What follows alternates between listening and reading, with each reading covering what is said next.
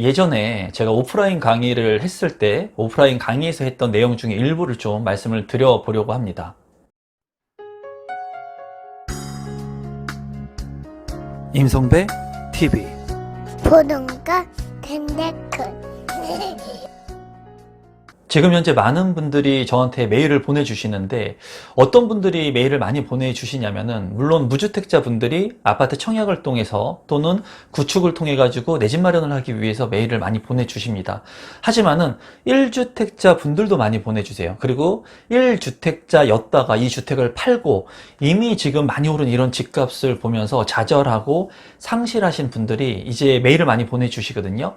1주택자 분들 같은 경우에는 이제 지금 현재 1주택을 내가 보유하고 있는데 아파트 청약에 당첨이 안 된다는 거예요. 처분 조건으로 청약 신청을 했을 때는 무주택자한테 75%의 배정을 해주고 추첨제 같은 경우에, 그리고 1주택자한테는 처분 조건으로 25%의 그 무주택자하고 또 경합을 통해 가지고 당첨을 시키기 때문에 이제 아파트 청약을 통해서는 1주택자가 당첨되기가 쉽지 않다는 거죠. 그래서 1주택자 분들은 이 주택을 팔고 무주택자가 돼서 내가 청약 신청을 하면 어떨까요? 이런 질문들. 그리고 1주택자였다가 이제 팔았는데 집값이 너무나 많이 올라가지고 지금이라도 구축의 아파트를 사야 될까 하는 그런 생각을 하시는 분들이 메일을 상당히 많이 보내주고 계십니다. 근데 제가 오늘은 예전에 제가 강의를 했던 내용들을 좀 말씀을 드리면서 제가 가지고 있는 생각들을 여러분들한테 좀 공유를 해볼게요.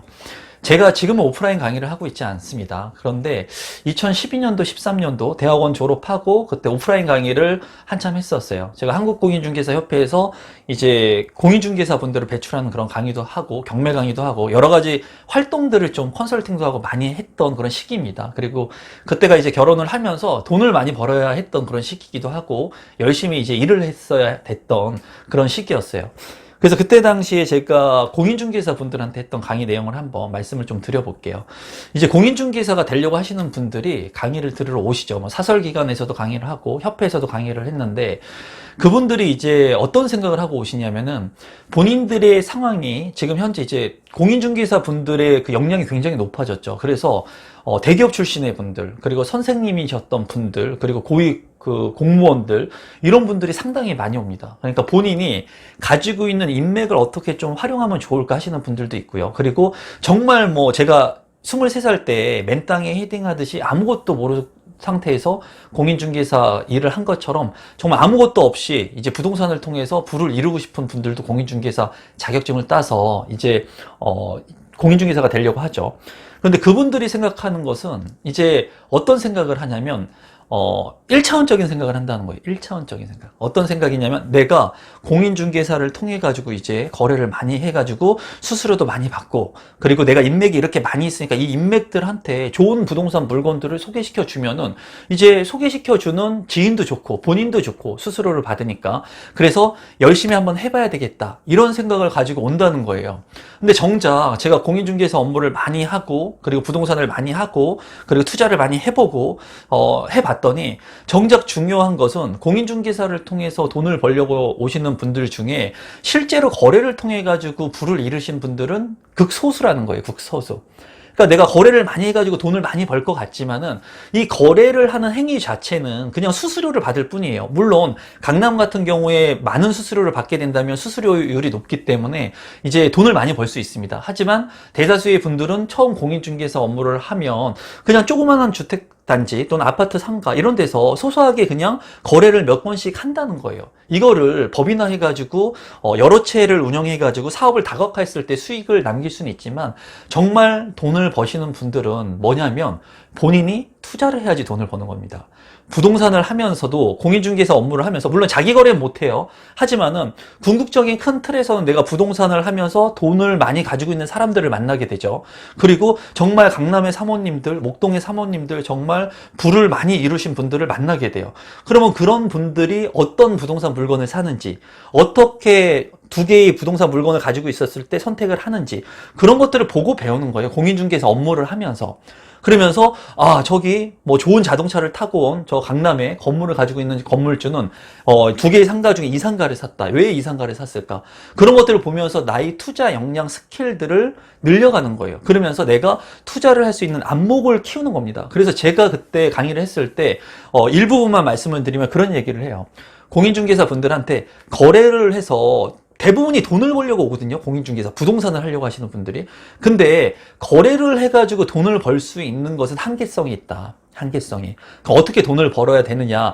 이런 사람들을 통해 가지고 돈을 진짜 버는 방법을 눈으로 보고 내가 경험을 하고 배우고 느끼면서 내가 투자를 하면서 그 투자 수익률을 통해 가지고 내가 돈을 벌고 부동산을 통해 가지고 거래를 하는 그 수수료는 그냥 내가 유지비, 생활비 정도 한다고 생각해야 된다라고 얘기를 합니다.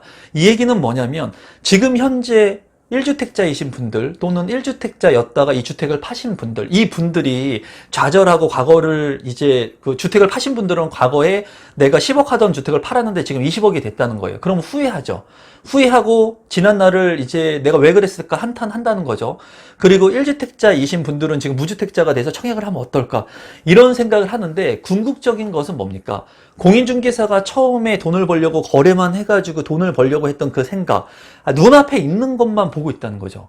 눈앞에 있는 것. 그러니까 시야를 넓게 해가지고 다각화해가지고 한 발 뒤에서 물러서서 이 큰 그림을 봐야 되는데, 내가 공인중개사를 만약에 한다면 공인중개사를 해가지고 거래를 해서 돈을 버는 데에만 집중하는 게 아니라 정말 내가 돈을 벌기 위해서 공인중개사 업무를 한다면 어떻게 해야지 내가 진짜 큰 돈을 벌 수 있는 이 시각을 가질 수 있을까? 그리고 내가 어떤 분야의 일을 했을 때 내가 큰 돈을 벌 수 있을까? 이런 것들을 내가 처음에 일을 할 때 좀 포트폴리오라든가 이런 것들을 짜고 어떤 분야를 선택할 것인가 이런 것들을 통해 가지고 내가 갈 길들을 하나하나씩 나아가야 되는데 눈앞에 있는 그냥 거래만 잘하면 되겠지라는 생각을 한다는 거예요. 대부분의 사람들이. 정말 중요한 것은 부동산을 배우는 것은 내가 투자를 할 수 있는 능력, 스킬, 그리고 안목, 그리고 인사이트, 통찰력 이런 것들을 배워야 되는 거거든요. 그래야지 내가 향후에 조그만한 목동에서 부동산을 하고 있다고 하더라도 시간이 지나면서 내가 큰 전국의 시장을 볼 수가 있고 한 지역의 시장을 볼 수가 있고 강남과 목동을 비교할 수 있고 여의도와 용산을 비교할 수 있고 이러한 시야들을 내가 섭렵을 하면서 올바른 투자를 할 수 있고 나의 부를 늘려갈 수 있는데 거래만 하기 위해서 내가 공인중개사 업무에 집중하다 보면은 거래만 하고 돈을 그렇게 많이 못 번다는 거예요. 그래서 제가 여러분들한테 지금 메일링이 오는 것들을 보면서 느낀 것은 그거예요. 지금 당장에 내가 1주택자이신 분들은 이 주택을 팔아가지고 무주택자가 돼서 청약 신청을 하는 게 당첨 확률이 높죠. 이거는 팩트입니다, 여러분. 팩트. 그러니까 여러분들이 고민을 하시고 이런 메일들을 많이 보내시는데 정말 중요한 것은 이 주택을 팔고 나서 무주택자가 됐을 때 내가 과연 청약을 통해서 당첨이 될 확률이 높냐는 거예요. 확신이 있냐는 거예요. 아니라는 거예요. 그 부분에 있어서는. 이렇게 지금 경쟁이 치열한 청약 시장에서 내가 있는 주택마저 팔고 내가 무주택자가 돼가지고 청약 신청을 하는 이런 포트폴리오 전략들을 짰을 때, 청약 전략들을 짰을 때는 내가 어떻게 보면 시간이 지나서 주택 가격은 계속 오르는데 물가 상승률에 의해서 그리고 인플레이션에 의해서 내가 무주택자 기간을 계속 유지하게 되면은 자산의 가치가 계속 그 화폐 가치가 하락하기 때문에 내가 가지고 있는 돈의 가치는 계속 떨어지게 되겠죠. 그리고 심리적으로 불안하겠죠. 그러니까 1주택자이신 분들은 이 1주택을 유지하는 게 좋다는 거죠. 왜? 지금 현재 눈에 보이는 청약만을 볼 것이 아니라 큰 틀에서 보면은 큰 틀에서 궁극적으로는 내가 1주택자가 되는 게 목표잖아요. 근데 더 좋은 주택이 되기를 원해서 이 주택을 팔려고 하는데 그랬을 때는 리스크가 발생한다는 거예요. 그래서 지금 현재 내 눈앞에 있는 것만 집중하시는 분들이 많아요. 이 부분은 사업도 그렇고요. 뭐 연애도 그렇고요. 모든 게 다 그렇습니다. 오로지 뭐 원스팅이라고 하는 그 책에서도 단 한 가지에 집중해라, 몰두해라 그러죠. 그리고 그 책을 제가 굉장히 좋아합니다. 그런데 한 가지에 몰두하는 건 맞아요. 근데 그 방법이 맞아야 되고 이 몰두하는 게 정답일 때 몰두를 하고 집중을 하는 거예요. 그냥 아무 일이나 한 가지에 집중하는 게 아니라는 거죠. 그런데 지금 현재에는 많은 사람들이 그냥 눈앞에 보는 것 그리고 지금 현재 부동산의 가격이 너무나 많이 오르니까 막 패닉 바잉 해가지고 막 사야 될 것 같은 그런 생각들. 근데 제가 많은 영상을 통해서 말씀을 드리죠. 기회는 반드시 오고 영원한 상승은 없어요, 여러분. 그리고 영원한 하락도 없습니다. 상승이 있으면 하락이 있고, 하락이 있으면 상승이 있고, 그리고 이 상승과 하락은 왔다 갔다 하면서 시장을 형성하면서 그리고 우상향으로 올라간다는 거죠. 그래서 장기적으로는 물가의 상승이 되고 그리고 자산이 오르는 형상을 이루겠지만 거기에서 작은 파동과 큰 파동이 왔다 갔다 한다는 거예요. 그 속에서 여러분들이 기회를 잡으면 되는데 그 기회를 잡았을 때 1주택자이신 분들은 이 1주택이 정말 지금 현재 아무런 가치가 없는 주택이 주택이라면 당연히 가치가 없는 주택을 보유할 이유가 없겠죠. 이거를 팔고 현금을 보유해서 내가 다른 주택을 사는 게 낫겠죠. 청약을 통해서 당첨이 되거나. 그런데 대다수의 1주택을 가지고 계신 분들은 그래도 자산 가치가 있는 거를 선택해서 가지고 있을 개연성이 크죠. 그러면 이 주택을 그냥 가지고 있으면서 나중에 조정장이 왔을 때 갈아타기를 한다거나 아니면 지금 처분 조건으로 청약을 넣는다거나 아니면 일시적 2주택을 활용해가지고 또는 구축의 아파트를 갈아타기를 한다던가 이런 게 향후를 봤을 때, 미래를 봤을 때는 안정적인 투자가 될 수가 있어요. 그래서 지금 현재 1주택을 가졌는데 내 주택이 별로 좋지가 않다. 그래서 이 주택을 팔고 무주택자가 돼서 청약을 해야겠다 하시는 분들도 많은데 한번 그런 분들은 눈 앞에 있는 당장의 당첨만을 위해 가지고 생각하는 것이 아니라 조금 한 발 뒤에서 멀리 그 큰 시야를 가지고 미래를 보게 된다면 이 주택을 내가 가지고 가는 게 현명한 것인지 아니면 지금 처분하고 무주택을 유지하는 것이 좋은지 여러분들께서 생각할 수 있을 겁니다. 그리고 또 1주택자였는데 이 주택을 팔고 이제 무주택자가 되신 분들, 이런 분들이 정말 메일을 많이 보내주십니다, 저한테. 그리고 댓글 중에도 너무나 신세한탄을 하시는 분들이 많아요. 이제 공인중개사 분들 같은 경우에도 그 지역에 있는 부동산에 투자를 잘 못해요. 왜냐하면 만약에 아파트가 있는데 그 아파트가 예전에 음마 아파트가 1억이었다는 거예요. 그런데 이 아파트가 지금 계속 내가 10년, 20년 동안 부동산을 하다 보니까 20억이 됐다는 거예요.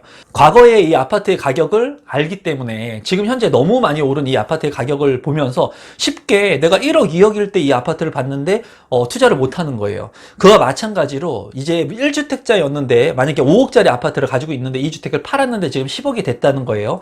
그래서 지금 좌절하시는 분들이 많죠.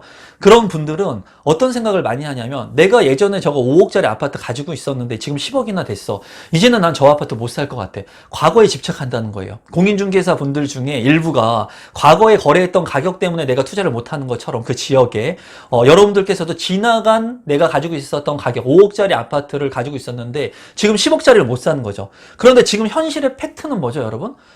그 과거에 5억짜리 아파트가 아니라는 거예요. 이 아파트의 가격은 이제 10억이 됐다는 거예요. 그러면 지금 현재의 시점에서 이 아파트의 10억 아파트가 현 기준이 돼야 된다는 거죠. 그거를 인정하고 받아들여야 되는 거예요. 내가 이 세상을 받아들여야지 내가 변화시킬 수가 있는 거예요. 변화되는 거예요. 그런데 대다수의 과거의 아파트를 가지고 있던 분들, 그리고 주택을 가졌다가 무주택자가 되신 분들, 이런 분들은 과거를 인정하지 않는다는 거예요. 지금 현재를 인정하지 않는다는 거죠. 현재를 인정해야 되는데 과거에 5억인 아파트만을 계속 보고 이 10억의 아파트가 5억에 내가 가지고 있었으니까 떨어질 거야. 이렇게 생각을 한다는 거죠. 그리고 제가 아파트 청약 같은 경우에 원가로 산다는 얘기를 많이 하죠. 그러면 많은 분들이 너무 많이 올랐는데 무슨 원가에 삽니까? 이런 얘기를 많이 합니다. 근데 건설사는 바보가 아니에요, 여러분.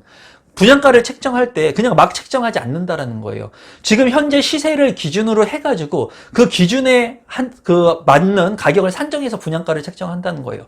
그렇기 때문에 지금 현 시세보다는 일부 조금 높은 가격의 분양가가 책정이 될지는 몰라도 그 분양가 자체가 아주 과도하게 높은 분양가를 책정하지 않는 경우가 많다는 거예요. 특히나 아파트 같은 경우에는 분양가 상한제가 적용된 그 아파트 같은 경우에는 더욱이나 너무나 과도하게 아파트의 분양가가 책정되지 않다는 거죠. 다만 우리가 인정하지 못하는 거예요. 이렇게 올라가고 있는 부동산 시장을 야, 작년만 해도 저 아파트가 6억이었는데 무슨 지금 7억에 분양한다고? 말도 안 되는 소리 하고 있어. 이거는 지금 과거에 6억이었지만 지금 현재는 7억인데 이걸 인정하지 못하는 거죠. 이거를 인정하지 못하면 여러분 내년도, 내후년도, 그리고 3년 뒤도, 5년 뒤도 내 집 마련할 수가 없습니다. 내 집 마련이라는 걸 할 수가 없어요. 저희 어머니가 2000년도 초반에 어렵게 내 집 마련을 장만했을 때도 아파트 가격은 늘 비싸다고 말씀드렸죠. 제가 부동산을 사고 내 집 마련을 하고 투자를 했을 때도 늘 비쌌어요. 경매로 샀을 때도 늘 제가 싸다고 느꼈던 적은 한 번도 없다고 말씀을 드렸죠. 그렇기 때문에 이 지금 현재를 받아들이고 지금 현재에서 내가 어떻게 대응할 것인가에 대해서 집중해야 돼요. 거기에 원싱해야 되는 겁니다. 거기에 한 가지에 집중해야 되는 거예요. 내가 어떻게 지금 현 상황을 받아들이고 내가 무주택자에서 주택을 마련하기로 생각을 했으면 내가 지금 기다릴 것인가, 지금 당장 실행할 것인가, 어떻게 할 것인가, 그리고 내가 지금 실행할 것이면 어떤 방법을 통해 가지고 실행할 것인가, 청약을 통해서 할 것인가, 아니면 구축을 살 것인가, 경매를 할 것인가, 조정장이 올 때까지 그래도 기다릴 것인가, 민간 임대라도 내가 분양을 받을 것인가, 이런 것들을 집중하셔야 된다는 거죠. 그래서 지금 현재 제가 느꼈던 것은 많은 분들이 눈 앞에 있는 것만에 집중한다는 거예요. 그리고 저도 항상 어떤 것을 투자할 때, 일을 할 때, 물건을 살 때 내가 눈앞에 있는 것만 너무 보고 있는 것은 아닌가 항상 생각을 합니다. 내가 눈앞에 있는 거에만 너무 집중하는 게 아니라 그 외면에, 이면에 있는 것들, 내 틀에 너무 갇혀가지고 그 이면에 정작 중요한 것을 보고 있지 못하는 건 아닌가, 그런 생각들을 정말 많이 해요. 그래서 오늘은 여러분들한테 제가 많은 메일들을 보면서 느꼈던 것들, 대다수의 분들한테 좀 답변으로 영상을 대처하고 싶어가지고 이렇게 영상을 찍어봤습니다. 지금 현재 많은 분들이 무주택자인 분들, 1주택자, 뭐 다주택자이신 분들이 아마 제 채널을 보고 계실 거예요. 그런데 제가 말씀드리려고 하는 그런 부분은 그거예요. 많은 사람들이 욕심을 내고 조급하고, 그리고 내가 우선권이 있어야 됩니다. 물건을 살 때도 강남에 100억짜리가 넘는 빌딩 같은 것들을 거래하는데 1000만 원 때문에 계약이 깨져요. 1000만 원 때문에 계약이 깨진다고요. 이 얘기 100만 원 때문에 계약이 깨진다는 거예요. 왜 깨지느냐? 그거는 이 100억이 넘는 건물, 200억이 넘는 건물을 사고 파는 사람들이 그 100만 원, 1000만 원이 없어서 계약이 깨지는 게 아니에요. 뭐냐면 기분이 상하기 때문에 깨지는 거예요. 기분. 그러니까 돈을 조금 추라이하거나 관리비나 이런 것들을 조금 추라이하는 그런 협상하는 과정에서 사람이 기분이 나빠가지고 야 그러면 나 계약 안 해. 내가 100억, 200억짜리 지금 건물을 사는데 그 정도도 못 해줘? 이런 얘기를 한다는 거죠. 기분이 나빠서 그런 계약들이 깨지는 경우가 있거든요. 그것은 뭐냐면 사람과 사람이 거래를 할 때 심리가 굉장히 중요하다는 거예요. 심리적인 상태가. 그런 기분이나 심리적인 상태가 굉장히 중요한데, 지금 현재 여러분들은 주택 마련을 하는데 심리적으로 쫓기는 사람인지, 아니면 내가 돈이 있기 때문에 야, 나 안 사. 그래. 알았어. 그러면 내가 다른 거 살게. 이렇게 심리적으로 내가 안정되고 베팅을 부릴 수 있는 사람인지 한번 스스로 한번 생각해 보시면 좋을 것 같고요. 지금 현재 대다수의 사람들이 심리적으로 굉장히 불안해요. 주택이 많이 오르고 있을 때 다주택자 분들은 그래도 본인이 가지고 있는 주택이 있으니까는 마음이 많이 오른다고 무작정 좋지는 않지만 그래도 마음이 심리적으로 편하겠죠. 왜? 내가 안 팔면 되기 때문에. 근데 무주택자 분들은 어떻습니까? 불안한 거예요. 왜? 빨리 사고 싶은데 주택 가격은 계속 올라가고 물건은 없고, 그러니까 심리적으로 불안한 거죠. 그러니까 최근에는 전세나 매매 가격 같은 게 정말 이상하게 만큼 호가를 많이 올려서 내놓는 경우가 많아요. 제 주변에서도 이제 전세 가격이 만약 예를 들어서 3억이라고 예를 들어볼게요. 전세 가격이 3억인데 어떤 임대인이 와가지고 그냥 4억에 올려주세요 했다는 거예요. 근데 4억에 이 물량이 빠졌어요. 전세가 3억이 시세인데 4억에 미친 척하고 내놓은 전세가 이게 빠졌다는 거예요. 그러면 다음 임대인들이 5억에 내놓으세요. 4억 5천원 내주세요. 이렇게 미친 전세가들, 미친 매매가들이 나오고 그게 거래로 이루어지고 있다는 거예요, 지금 현재. 그러니까 지금 현재 많은 사람들이 불안하고 패닉바잉 현상이 지속적으로 계속 일어나고 있는 거예요. 심리적으로 내가 우선권이나 안정권을 가지고 가야 됩니다. 이거는 삶을 살아가는 것도 마찬가지고, 거래를 할 때도 마찬가지고, 뭘 선택할 때도 내가 중심이 되고 내가 선택을 해야지, 주변 상황에 따라가지고 내가 휩쓸려서 이런 심리적인 상태가 불안하게 된다면은 내가 올바른 선택을 할 수가 없어요. 지금 현재 이렇게 올바른 선택을 못 하시는 분들이 많으신 것 같고, 그리고 만약에 이런 시장에서 조금 시간이 흘러가지고 조정장세가 온다면 정말 여러분들이 상상한 것보다 곡소리 나는 분들이 많을 거라고 생각이 들어요. 물론 그런 분들이 없이 지속적으로 화폐 가치가 하락하고 자산 가치가 상승을 하겠죠. 하지만은 앞일은 모르는 겁니다. 바이러스 사태가 올지, 그리고 외환위기가 2008년에 올지, IMF가 올지, 그 누구도 알지 못했어요.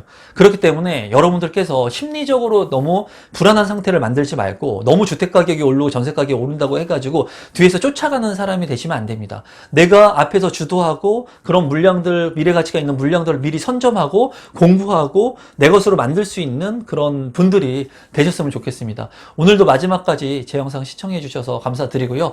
너무나 많은 분들이 불안해 하는 것 같아가지고 제가 이런 영상들을 만들고 있는 거예요. 그리고 기회는 항상 늘 와요. 제가 20년 동안 부동산을 하면서 기회는 늘 왔습니다. 그런데 그 기회 속에서 늘 사람들은 얘기했습니다. 부동산은 끝났어 라고요. 그런데 정말 부동산이 끝났습니까, 여러분? 아니라는 거예요. 기회는 늘 반드시 옵니다. 이거는 제 이름을 걸고 말씀드릴 수 있어요. 너무 심리적으로 만약에 지금 너무 오른 집값 때문에 불안하신 분들은 너무 눈앞에 있는 것만 보지 마세요. 너무 눈앞에 있는 것만 보지 말고 조금 시야를 넓게 보시면은 여러분들이 보지 못했던 것들이 보일 거고, 꼭 아파트가 아니더라도 다른 것들이 보일 수 있고, 또 청약이 아니라 또 구축 아파트가 아니라 또 다른 주택을 마련할 수 있는 방법들이 보이게 될 거예요. 오늘도 마지막까지 제 영상 시청해 주셔서 감사드리고, 오늘 영상 이것으로 마무리 짓도록 하겠습니다. 고맙습니다, 여러분.